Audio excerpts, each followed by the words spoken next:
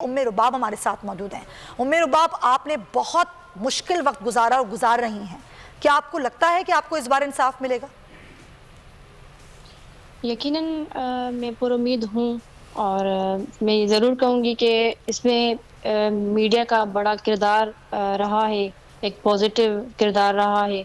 और अगर आप लोग ऐसे ही मेरी आवाज़ बनते रहें, घर-घर तक मेरी आवाज़ पहुँचती रही और काज़िए वक़्त तक मेरी आवाज़ पहुँचती रही, तो यकीनन उनको मेरी चीखें सुनाई देंगी और मुझे इंसाफ मिलेगा। मैं पुरुम्मीद हूँ, मैं खुद कानून की तालिब-ए-इल्म हूँ और मैं जानती हूँ कि मेरे केस में जितने एविडेंस मेरे पास हैं, वो मोर देन इनफ हैं, वो सफिशिएंट एविडेंस हैं।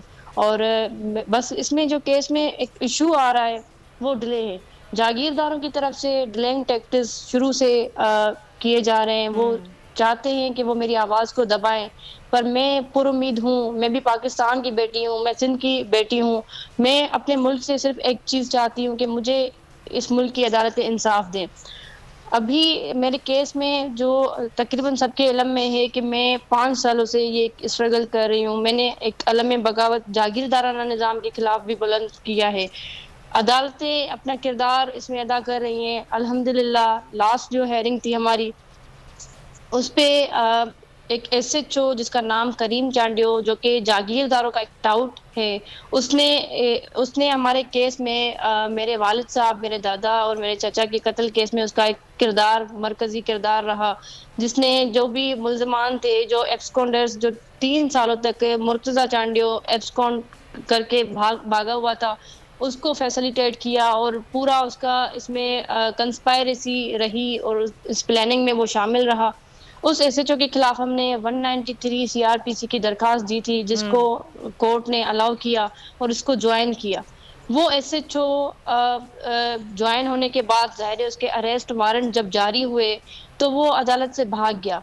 इस केस में मैं एक बेटी होके जो एक जंग लड़ रही हूँ इस निज़ाम के खिलाफ, क्योंकि आप अगर इंसाफ के लिए निकलते हैं, तो मैं समझती हूँ कि सिर्फ वो इंसाफ लड़ने की जंग नहीं होती। आप क्योंकि देखिए एक जिस तरीके का ये दौर इंशाल्लाह हमें भी उम्मीद है उम्मे रुबाब कि आपको इंसाफ मिले। हम आपके साथ खड़े हैं। बहुत शुक्रिया। अगर आपको ये वीडियो पसंद आई है तो सब्सक्राइब करें और बेल आइकन पर क्लिक करें। 2022 बहुत बड़े तोहफे भी देके गया पाकिस्तान की आवाम को। पाकिस्तान की आवाम को एक तोहफा ये दिया कि आवाम को पता चल गया कि पाकिस्तान का मीडिया क्या है। साल 2022 में सबसे ज्यादा देखे जाने वाला चैनल बोल न्यूज रहा नंबर 1। हमने बहुत सारे शोज और ट्रांसमिशंस की, पूरा साल मुसलसल जदोजहद में निकल गया कि ये वोट ऑफ कॉन्फिडेंस के पीछे कौन लोग थे। तोड़े रेटिंग के सभी रिकॉर्ड। सोशल मीडिया पर भी सबसे ज्यादा तेजी से 2.4 बिलियन व्यूज का संगे मील अबूर किया। एंकर्स को भी आवाम में सबसे ज्यादा मकबूलियत मिली और सोशल मीडिया पर भी बोल रहा सब पर भारी। सब्सक्राइब करें और बेल दबाएं ताकि कोई खबर रह न जाए।